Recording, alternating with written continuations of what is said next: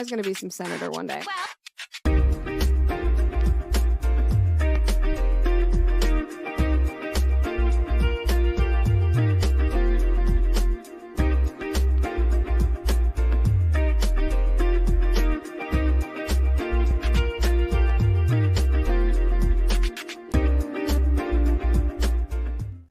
Welcome back, ladies and gentlemen, to a brand new episode of the Jesse Hughes Show. As always, I am Jesse Hughes. I'm your host tonight.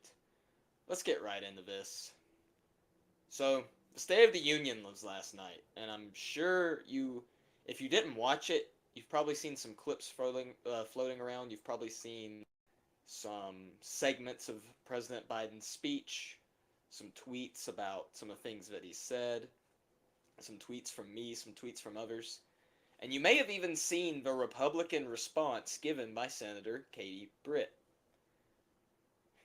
Now, I really like Senator Britt. I think that she's a fine senator. I think that she does an alright job in the Senate. She's a freshman, so I'll give her grace. But the response that was given last night was lackluster at best. There was not much substance to it. There wasn't much charisma. It was almost as if the party was putting her out there because they knew that people like you and me were speculating about her future, and they were putting her out there to show she's not ready yet. Again, she's a fine senator. She does I would prefer she be doing other things, personally. But she does a good job in the Senate. You would think that she would do a great job, right? Not so much. Many people that I saw last night said that her response was off-putting. It seemed fake, that it seemed staged, that you could tell that she was reading off of a script. It seemed overly emotional at times. It was not the kind of response that State of the Union required. And so what I wanted to try and do tonight to give you the response that I believe the Republicans should have given to the State of the Union. You watched the speech just like I did. In years past, the State of the Union has been used as a time to try and unite Americans despite our differences. It was a time to highlight our shared common heritage, our shared foundational beliefs, and to show how the president was working within that common foundation to try and build the country up, and to fight problems and issues to look forward to trying to solve in the future. That's what the State of the Union has historically been. That was not what we saw last night. The State of the Union that President Biden gave was an unstately, vitriolic disaster. President Biden went out there and basically declared war on half of the country. He made a comparison of Donald Trump to Adolf Hitler. It's not just a meme anymore. He is now comparing Trump to Adolf Hitler, and by proxy, you and me and everybody that supports Trump must be Nazis. He declared war on half the country. He declared war on common people like you and I. Instead of focusing on the issues that everyday Americans like you and me want to see him focus on, whether it be the wide open border, the fact that groceries and food prices have gone up significantly since he's been president, the fact that inflation is out of control, the fact that our public schools are being used to indoctrinate children into a psychotic alphabet mafia, he went out there and said that he was going to defend your right to kill your child in the womb, and that he's going to defend transgenders who are children instead of helping them because they are obviously in need of psychological help. He said he's going to go forward and defend their ability to mutilate their own bodies, to use life-altering hormones. If you try and get in his way, it's not going to look good for you. The President of the United States even mockingly, he mocked decorum by openly attacking the Supreme Court of the United States, by saying that they had no idea what the power, the electoral and political power that women had in this country because of how they ruled in Dobbs versus Jackson when they overturned Roe v. Wade. I understand if you're someone who is pro-choice, who thinks that Roe was a good measure, that's, but to openly mock, defy, and attack the Supreme Court in the State of the Union address is beyond unacceptable and inappropriate. It's beyond even common decency. How he could go out there and do that, I've never seen anything like that. President Biden proved to the nation last night that he is the most divisive, he is the most condescending, he is the most vitriolic, and he's obviously the most angry president that we have had in the last 4 years. That we have had in the last 8 years. That we've even had in the last 4 decades. I've never seen anything like this in my lifetime. I'm a student of history. I've never seen anything like it in my studies of history. At least not in the common model. And yet that was the display that we saw from the President of the United States last night. The border doesn't matter. Inflation doesn't matter. The fact that you can't feed your kids, the fact you can barely survive, that doesn't matter. All that matters to Biden is whether or not you support Trump, whether or not you support the sacrifice of unborn children, and whether or not you support the alphabet mafia. That is all that matters to him. And that was very clear last night. President Biden and his supporters have openly declared war on half the country. But Republicans should be telling you that we have heard his declaration, we have received it, and we are ready to fight. Not with bullets, not with guns, but we're ready to fight him in the ballot box. We're ready to fight him through the grassroots campaigns. We are ready to fight him on Election Day this coming November with Donald J. as our leader, leading the charge forward onto hopefully a next 4 years full of hope and optimism. The Republican Party needs to be the party of optimism, the party of hopefulness, but also a strong and courageous party willing to its constituents and willing to defend the American people. When you have a president stand up there and call you essentially the equivalent of a Nazi for not supporting abortion, you should have a place to be able to turn and be able to feel comforted. Be the Republican Party. The Republican Party going forward needs to preach a message that is loud and clear to the other side. We are not going to stand for your baseless attacks any longer. We're not going to sit back and allow you to let millions of people pour over the border unattended. We're not going to allow you to replace us.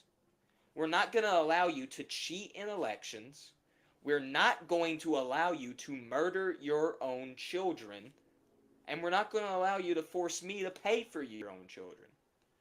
We are not going to allow you to force me to sit by while you try and convince my child that he was born or she was born in the wrong body. We are not going to sit by and allow the insanity to continue on any longer. It's over. It's done. Moving forward, you're going to see a new day in America come November. When Donald Trump takes the stage for the inauguration in January of 2025, he's going to be surrounded by supporters and by organizations, supporters like me and organizations like the Heritage Foundation, who are going to push for policies that are going to help everyday Americans like you. We're going to push to make sure that you can actually afford to have a family. We're going to push for policies that promote the family as the base unit of society. The family is the bedrock and foundation of society, and we are going to recognize that. We're going to push to show people that they can find, not just in conservative policies, but in trusting Christ and in trusting God. Because we know that God is the guarantor and the grantor of our rights. God, the government's role is to protect the rights that God has granted to us. God is who gives us hope. God is who gives us salvation. God is who grants us the rights that we enjoy. And we need to start pushing forward and showing people, gone are the days of secularism. Gone are the days of you thinking that if you feel good inside, then everything's going to be okay. Gone are the days of this feelings-based morality. We've seen it's not working. If you look around, if you go outside and look around right now, go outside, look around at your city, look around your town, look around your, you will see broken, hurting people who are trying to fill the void with drugs. They're trying to fill the void with vanity. They're trying to fill the void with money. They're trying to fill the void with sex. They're trying to fill the void with alcohol. It's not going to work. It's not going to work. And the government's not going to make it any better. If you try and change yourself, it's not going to help. If you try and convince yourself that you were born in the wrong body and you change the body that you were born in, it's not going to help. The only thing that is going to give people hope and comfort at all is God. And it's the hope and salvation found in Jesus Christ. And we need to push forward as a movement with that message as our foundation. That nothing can be achieved apart from the precious blood of Christ shed on the cross for us. Be the base foundation of our message. And then going forward from that, we can begin promoting policies that promote the idea that Christianity is actually a net benefit for this society. Promote the idea that the historical truth, rather, Christianity is what helped found this nation, and that its laws and moral foundation were built upon the Christian Bible.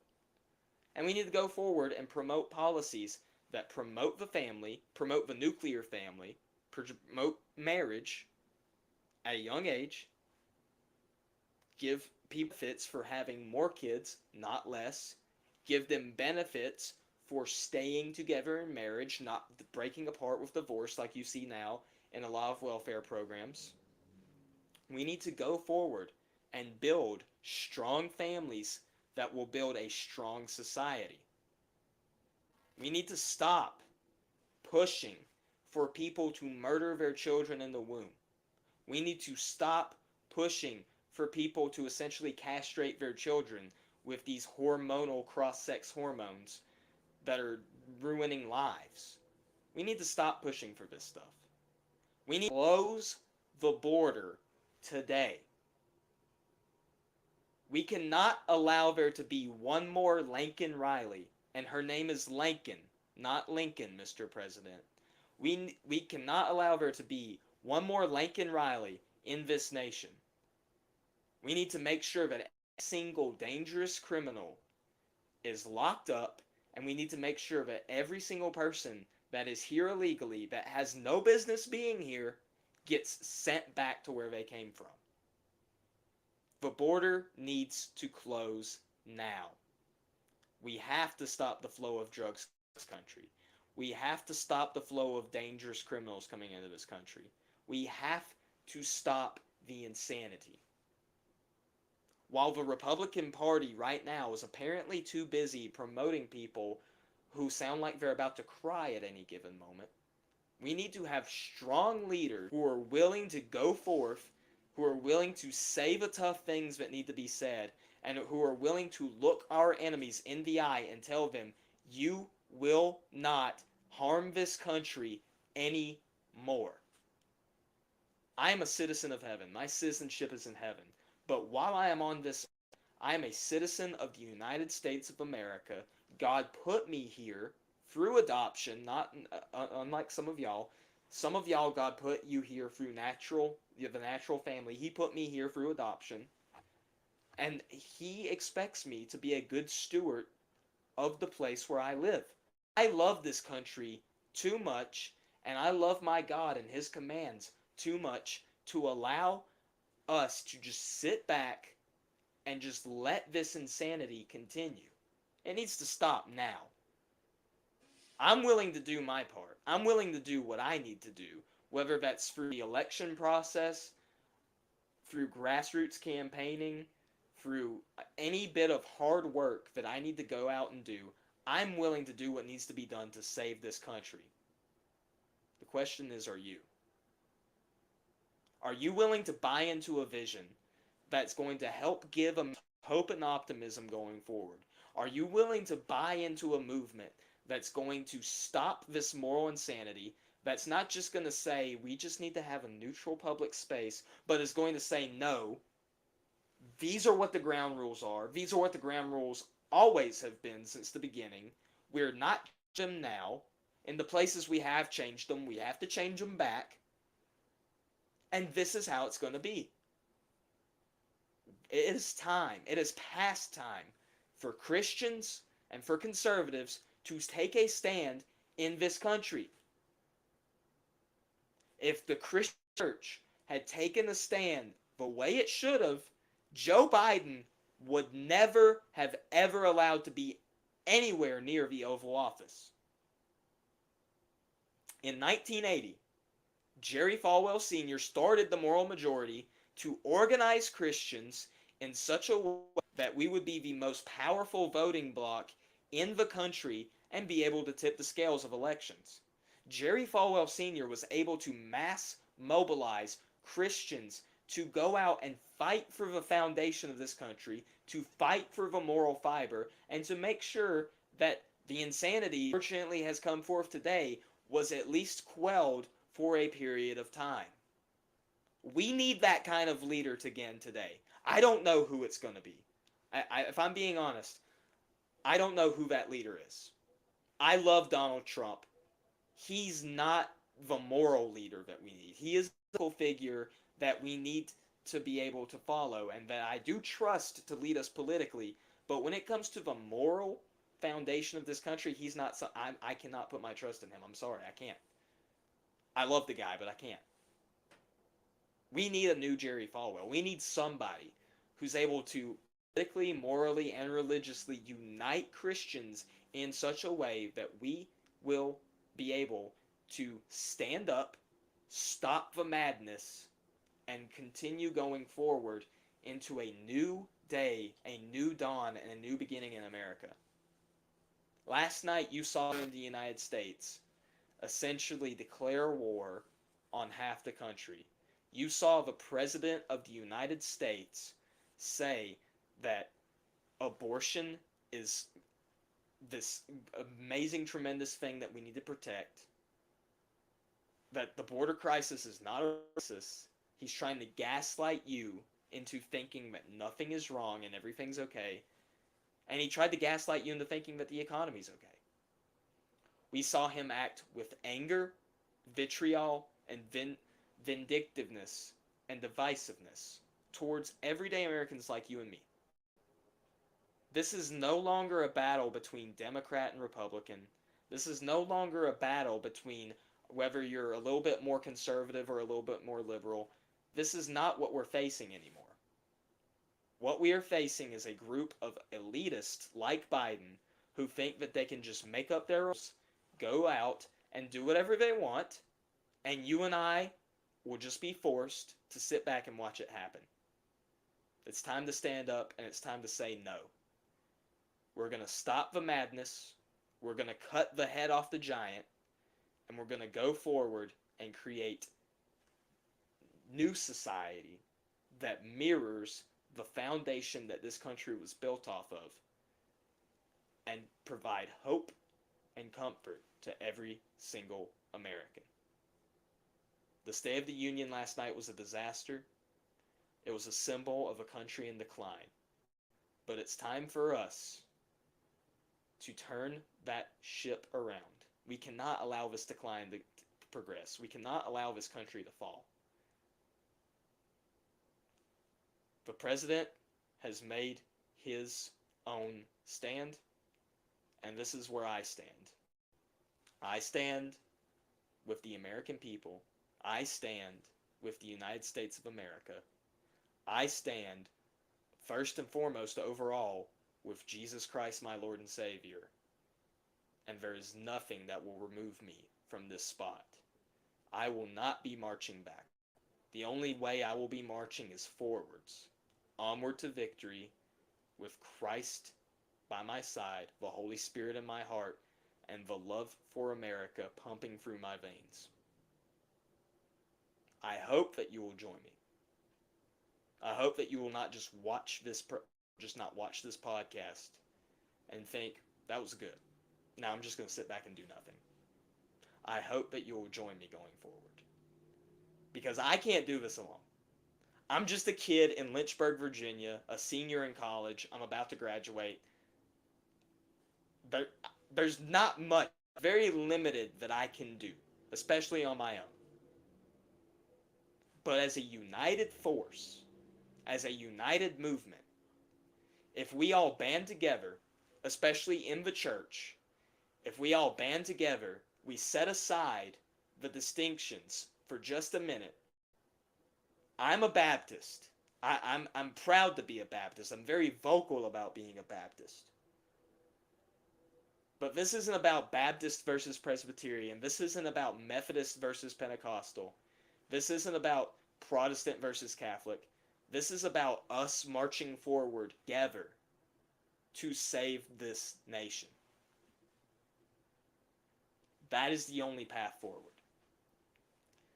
Whether you're a little bit more conservative or a little bit more moderate, whether you're a Baptist or a Presbyterian, if you love this country, you hate what you see going on right now, and you felt attacked by the president last night, it's time for us to set aside whatever small little petty differences that we may have, and time for us to march forward with a vision in mind to be able to take back this country together. Because that's the only way we're ever going to do it. We're never going to do it alone. We are only ever going to do it together. That's all I have on the State of the Union last night. It was something, man. It was something.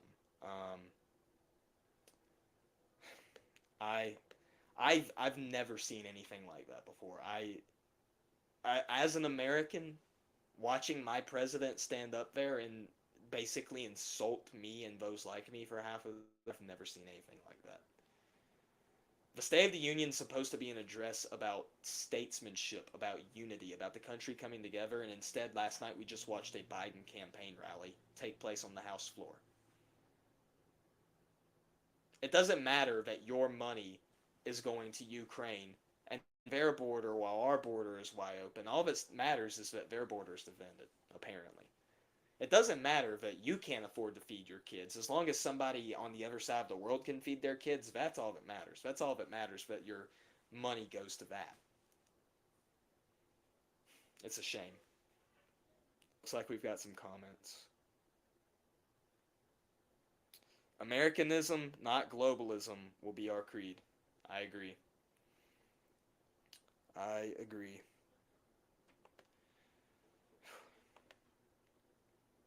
We've got to come together, man. We've got to come together. That's the only way we can save this nation. Well, that's all that I've got to say on the State of the Union. Now, I know that some of y'all watched Katie Britt's response. I thought it was weak, if I'm being honest. Tucker Carlson's response, it was good. It was just, it was way too long for most people to handle, in my opinion. Somebody that I did think had kind of a funny response that I'm going to play is Congressman Tim Burchett from the great state of Tennessee. Uh, this is this is about as entertaining as it gets. Let's watch this. Hey everybody, Tim Burchett, just leaving the Capitol after the State of the Union address. It was pretty horrendous. I thought it was more of a, some asked me, a dumpster fire. I think it was more of a tire fire. It just seemed like it was never going to get put out.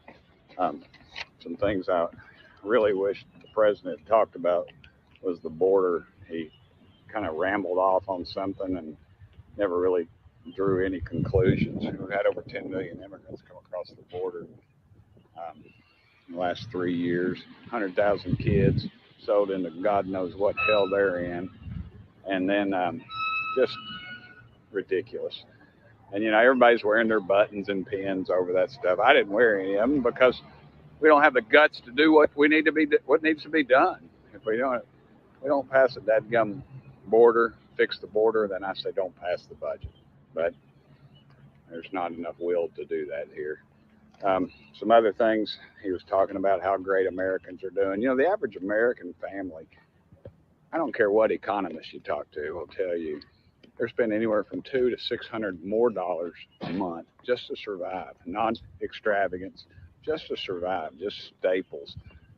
Um, so we got a real problem there. And he talked about Gaza and how we're not putting troops on the ground, but our military is going to build a port there. Now, how are you going to put a port in with our military and not put troops on the ground to do it?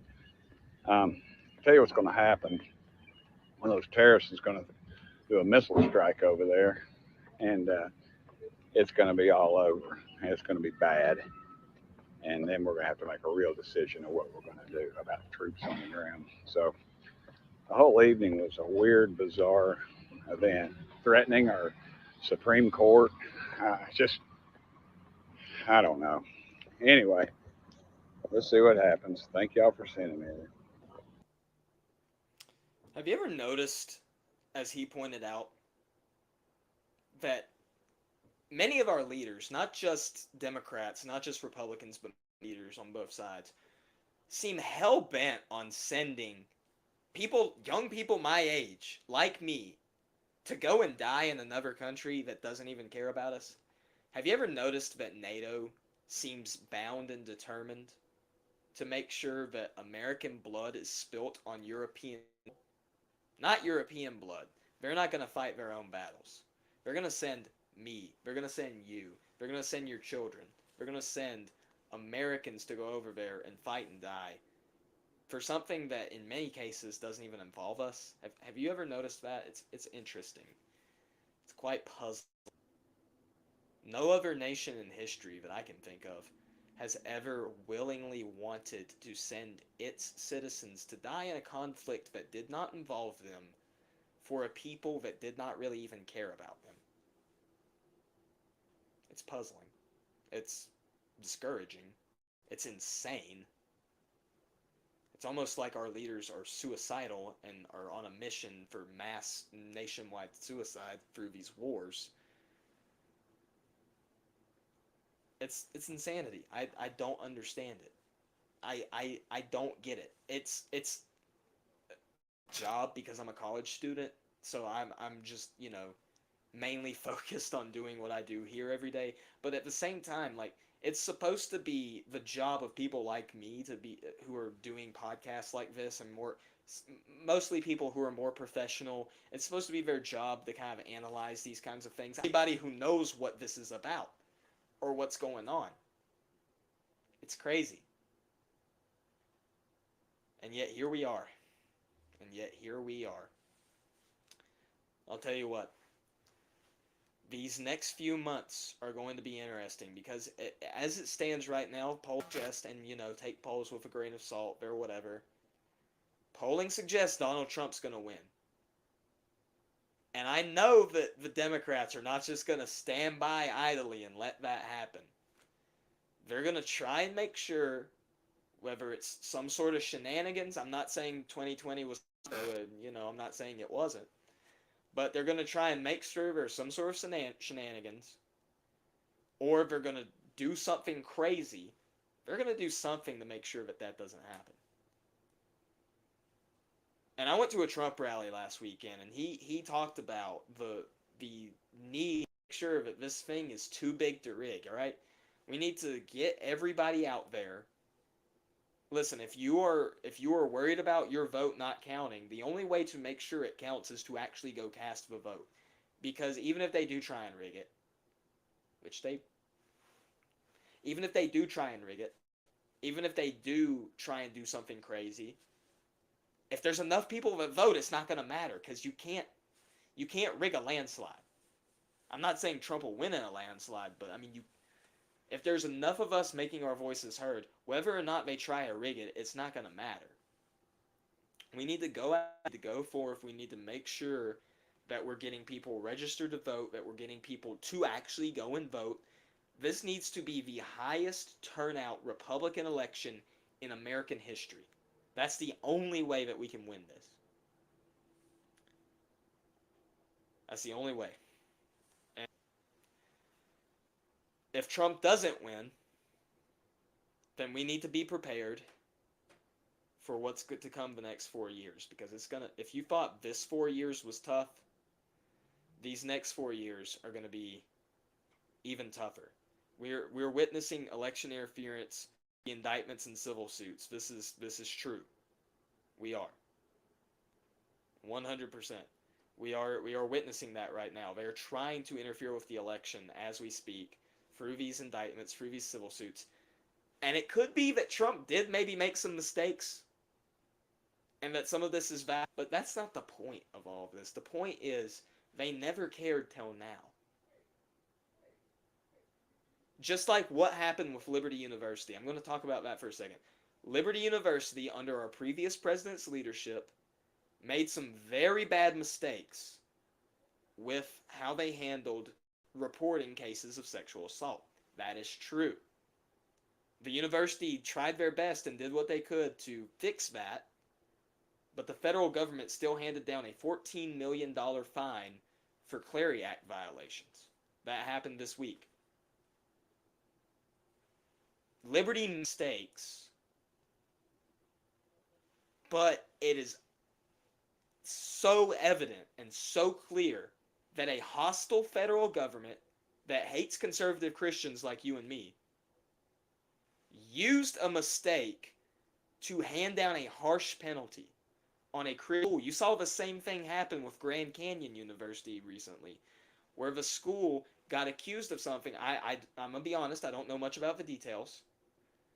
But the federal government, from what I have seen, handed down to Grand Canyon a $43 million fine for whatever it was.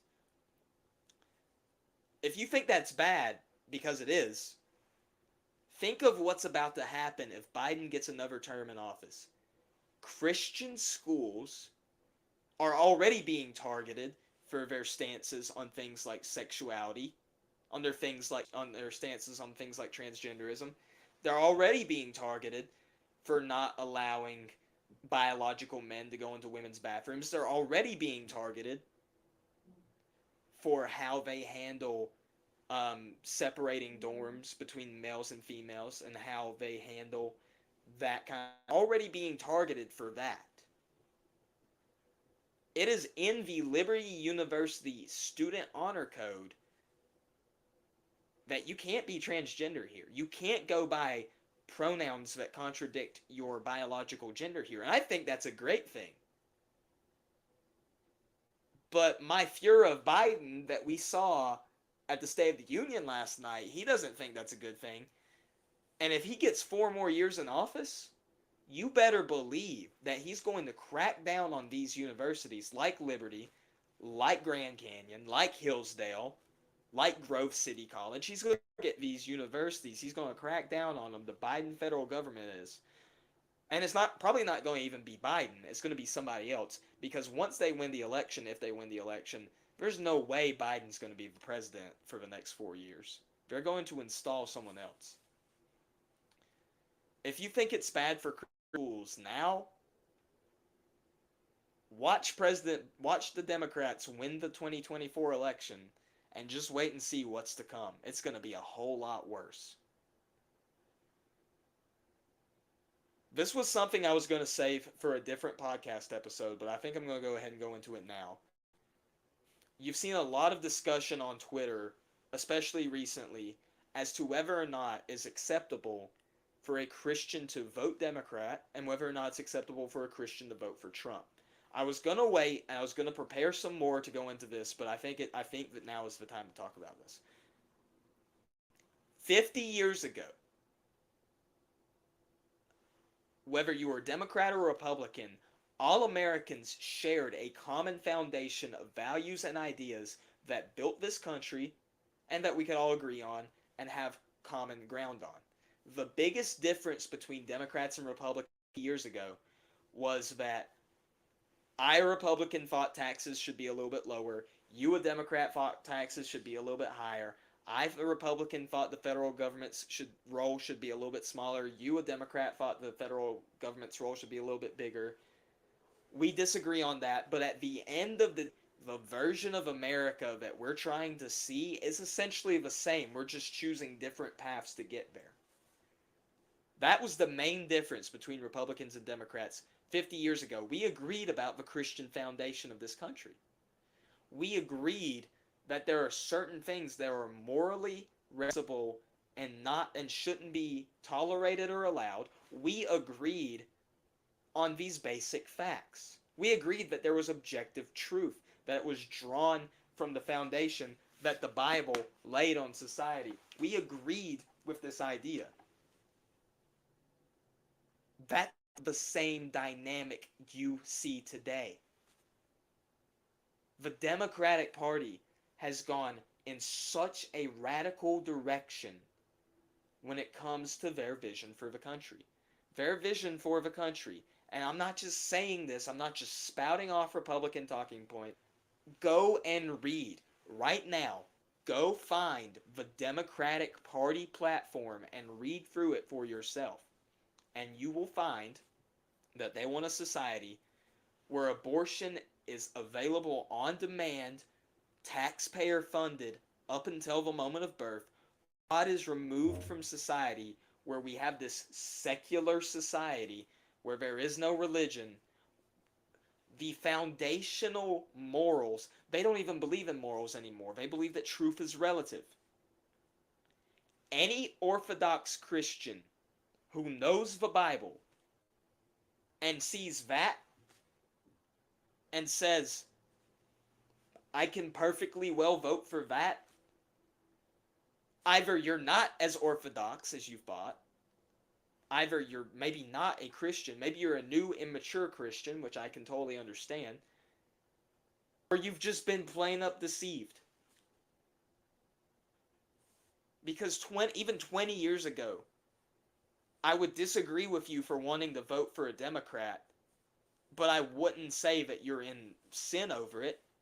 But now, when the platform is free abortions, free hormones, free cross-sex surgeries, all of this insanity that goes against the very way that God created us, when that is the party platform of the Democratic Party in the United States, I am convinced that if it is a sin to vote for that.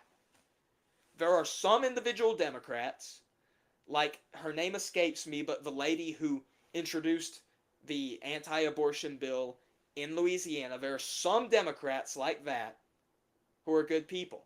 And everyday people on the street that you see that are Democrats, there's a likelihood that they're just a good, well-meaning person who's just deceived by this insanity. But the leaders at the top know what they are doing. It is no secret. The leaders at the top know what they are doing. And there is no way in my mind Any rational Christian who knows their Bible could ever vote for that party. It's insane. There's no way. If you're a Christian who votes Democrat, but if you're liberal in your politics, but you're conservative in your theology, listen please for a moment. I love you. You're in sin. You are deceived. You need to repent. You need to figure out what is going on, because this platform is blatantly unbiblical. And there is no way I can support any Christian supporting that. And people will counter and say, well, what about Trump? Yeah, I've got the MAGA hat. Okay, it's right there. I'm self-aware. Trump, through most of his life, was an adulterer, promiscuous, degenerate. I'm not denying it's true. It is.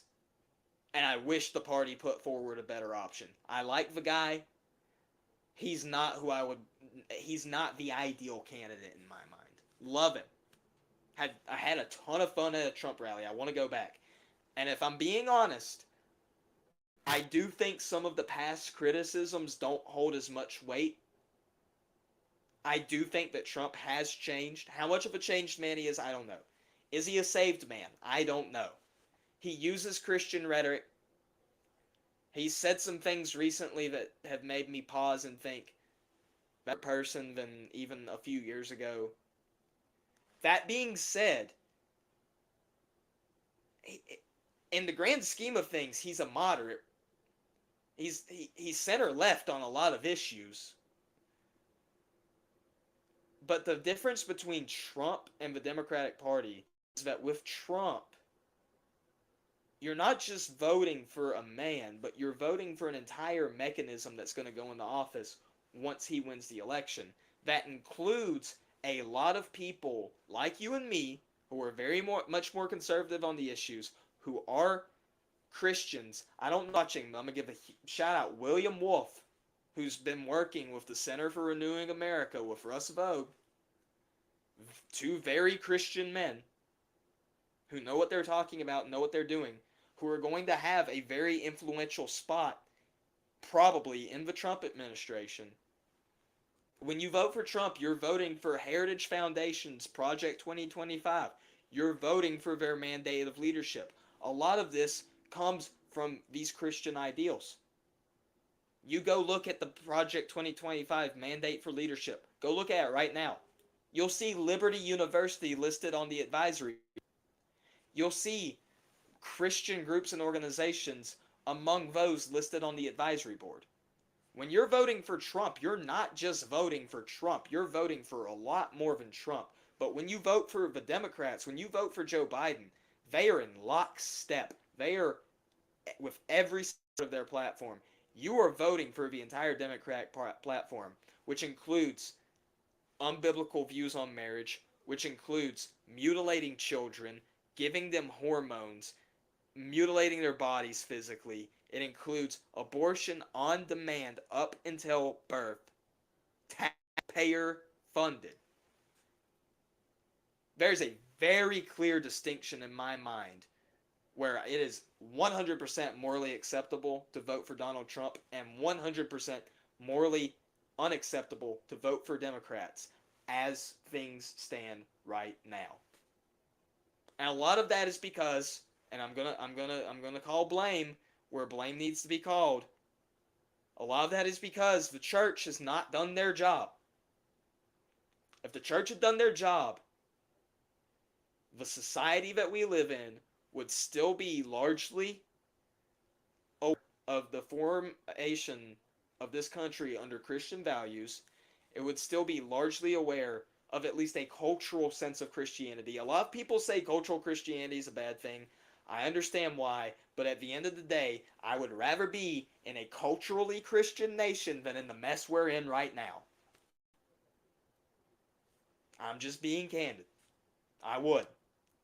I would rather live in a place where some people are lulled into a false sense of salvation that we still have a much better chance of reaching with the gospel than in a nation where the gospel on this track that we're on right now will be illegal to even preach in a few years if some Democrats get their way. We can't let this happen. We can't just sit back and let that happen. I'm not the one that's been saying it, but I'm going to keep saying it. I'm going to keep saying it loudly. The church needs to stand up and do what they're supposed to be doing. That's the only way we're going to get through this mess. That's the only way we're going to get through the next 4, 6, 8, 10 years. And if that means dealing with a morally imperfect Donald Trump in the time being and going for someone else later on down the line that more closely aligns with our values, I'm willing to do that. I know I have a lot of friends, and I respect and I love you and I respect you. I have a lot of friends who say that they see it as too much of a moral compromise because of some of the stuff that he stands for, because of some of the stances he takes, whether it be only opting for a 16-week abortion ban and nothing more than that, things like that. I totally understand and I get it. I completely where you're coming from. But at the end of the day, when it comes to politics, you never compromise your morals. You never compromise your core convictions. But sometimes, in order to get to an end that is better than the spot that we are in now, you're going to have an imperfect vessel to get there. And at the end of the day, we're all imperfect vessels. We have all sinned and fallen short of the glory of God. There is not one of us that is without sin. There is not one of us that is without a need for salvation. And if you're covered by the blood, God, your sin's blotted. Hallelujah, amen. But we're still sinful people. We still make mistakes every single day. And no matter what, you're going to be dealing. Dusty, if you're watching, I'm sorry I'm using you as an example. I love Dusty Deevers. He's the best thing that's happened in politics in 10 years. Even he still sins and makes mistakes. I guarantee it. He's not perfect either. And so we're always going to be dealing with imperfect people. Now, that doesn't mean that we always just settle for second best. And I honestly don't view voting for Trump as second best, if I'm being honest. But it does not mean you settle for second best, but it does mean that when the choice is clear, you make it. And in this instance, the choice is clear to me. I'm voting for Donald Trump in November, encouraging everyone I know to vote for Donald Trump in November. And you can disagree with me, and that's fine.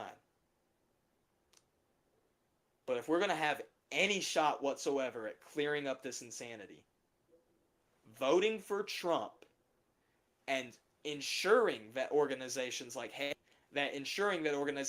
Center for Renewing America, ensuring that organizations like American Moment, ensuring that organizations that have strong convictions and strong values and are informed by institutions like Liberty University and have strong Christian men in them, ensure that those kind of institutions have influence in the next presidential administration, vote for Trump.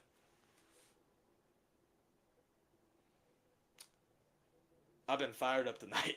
I need to bring it down a little bit.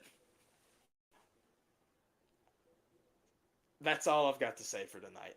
I had some other stuff planned. That's the note that I have to leave it on. All right, that's the note that I have to leave it on. There's a lot of you guys watching right now. Thank you guys. I think this is the most watched that this has been in the moment. In the moment since I've been doing this. So thank you guys so much. Please continue to support. Please continue to like this show, share it with your friends. Listen, I don't make a single dime off of this. I'm doing all of this completely for free. Everything that I have used, whether it be this microphone, hello. Whether it be that microphone, whether it be the light that I've got set up, everything I have, with a few exceptions, I've bought with my own money from a job that I work on campus. I don't make a dime from this. I'm doing all of this for free because this is the direction that I think that the Lord is leading me right now, and I'm going to be faithful to that call. And this country too much to just stand by and watch it fade. And whether or not I end up having significant influence or not, I don't care. I'm just being faithful to where I'm called to be right now. If you want to support me, share my stuff. If you want to support me financially, I'm not asking you to do that. I would much rather you go right now to at CRLU71 on Twitter. It's College Republicans at Liberty University. I would much rather you use your money to support that institution and that organization group than to support me personally. If you want to, DM me, I'll give you my Venmo. I don't want this to turn into me asking for money. I don't. I'm just making the point that I do this completely for free because I love the country. If you want something, go support College Republicans. Please, because that is an organization that can make true and lasting change. I'm part of it. I play a small role in it. If you want to make lasting change, support them. Thank you guys for watching. I appreciate this watching. Thank you so much. God loves you. So do I. God bless you. God bless you all. God bless America. I hope that you have a great week. I'm not going to be streaming next week because I'm going to be home on spring break, so I'm going to take a break. I'm going to take a rest. I'm going to unplug from the news for a week and try and get away from it for a minute. But I hope you all have a great week. I'm going to be posting the clips from this over the course of the week. Please share them. Please send them to your friends. Do everything that you can. Thank you. God bless you. Have a great night.